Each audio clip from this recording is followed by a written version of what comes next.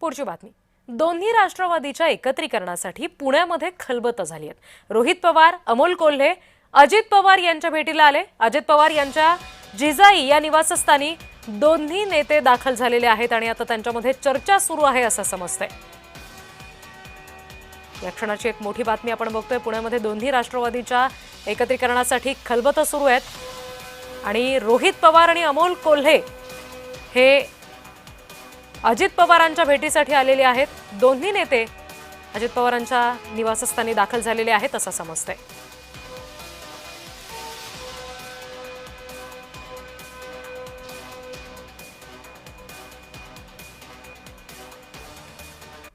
बघायला पण आपण जाताय राष्ट्रवादीकडे का ते येण्याची वाट काय आता इथं स्थानिक लेवलला आज भेटणार आहात की काय? चर्चा जर करायची असेल तर शिवसेना उद्धव ठाकरे साहेबांबरोबर त्या पक्षाबरोबर करावं लागणार आहे, काँग्रेस बरोबर करावं लागणार आहे.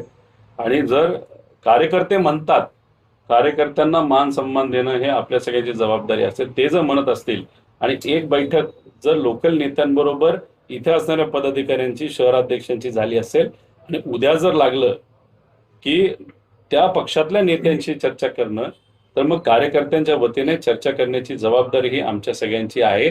आणि मग चर्चा झाल्यानंतर मग आमचे जे वरिष्ठ आहेत, जसं की पवार साहेब याच्यामध्ये लक्ष देत नसतात, पण मग सुप्रियाताई असतील, जयंत पाटील साहेब असतील, शशिकांत शिंदे साहेब असतील, ही जी काय आमची चर्चा होईल जर झाली तर ती त्यांना कळवली जाईल आणि त्यांना विचारून मग खासदार साहेबांच्या मार्गदर्शनाखाली इथं पुढच्या 2 दिवसामध्ये निर्णय घेतलेला आपल्या सगळ्यांना बघायला मिळेल. घोषणा इथंच होईल की मुंबईतून किंवा राज्य पातळीवरच सगळे हे सगळे विषय लोकल लेवलला केले जातात. त्यामुळे चर्चा करत असताना इथं निर्णय घेण्याचा पूर्ण अधिकार हा खासदार साहेबांना तिथं दिलेला आहे.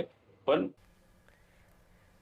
प्रतिनिधी रोहन कदम सध्या आपल्याशी जोडले गेले. त्यांच्याकडून आपण आणखी तपशील घेणार आहोत. रोहित पवार तर म्हणालेले आहेत की आम्ही आधी स्थानिक पातळीवर चर्चा करणार, पण कार्यकर्त्यांचं मत आम्ही विचारात घेणार असं ते म्हणतात. कार्यकर्त्यांमध्ये काय चर्चा आहे दोन्ही राष्ट्रवादीच्या एकत्रीकरणासंदर्भात?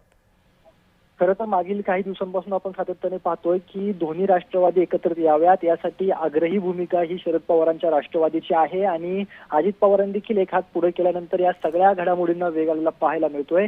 अजित पवारांचं पुण्यातील भोसलेनगर परिसरामध्ये असणारं जिजाई या निवासस्थानाबाहेर काही वेळापूर्वी ज्या आहेत त्या रोहित पवारांच्या आणि अमोल कोल्ह्यांच्या गाड्या ज्या आहेत त्या आल्या आणि त्यानंतर जवळपास 40 ते 45 मिनिटांपासून या तिघांमध्ये देखील आतमध्ये जिजाई या निवासस्थानी बैठक सुरू आहे. कदाचित जागांचा प्रस्ताव जो आहे तो या सगळ्याच्या माध्यमातून मागील काही दिवसांपासून आपण पाहतोय की याच्यावर तिढा सोडण्याचं कामकाज जे आहे ते केलं जात होतं आणि त्याच अनुषंगाने आता पावले जे आहेत ते मोठ्या प्रमाणामध्ये उचलायला सुरुवात झालेली आहेत. स्वतः अमोल कोल्हे जे आहेत ते पिंपरी चिंचवडच्या बाबतीमध्ये आग्रही आहेत आणि रोहित पवार जे आहेत ते पुण्यासाठी कदाचित अजित पवारांसोबत बातचीत करत असतील आणि जागांचा जो फॉर्म्युला ठरवायचा आहे त्या फॉर्म्युल्यावरती ही सगळी चर्चा जी आहे ती सध्याच्या घडीला सुरू आहे. त्यामुळे दोन्ही राष्ट्रवादी एकत्रित येण्यासाठी स्थानिक लेवलच्या कार्यकर्त्यांकडून तर या आधीच बैठका झालेल्या होत्या, परंतु आता वरिष्ठ लेवलचे जे काही नेते मंडळी दोन्ही पक्षांच्या आहेत त्या दोन्ही पक्षांच्या वरिष्ठ मंडळींची भेटीगाठी जी आहे ती सुरू आहे. सगळ्यात इंटरेस्टिंग गोष्ट हीच आहे की मागील 2 दिवसांपासून सुप्रिया सुळे ज्या आहेत त्या पुण्यामध्ये आहेत.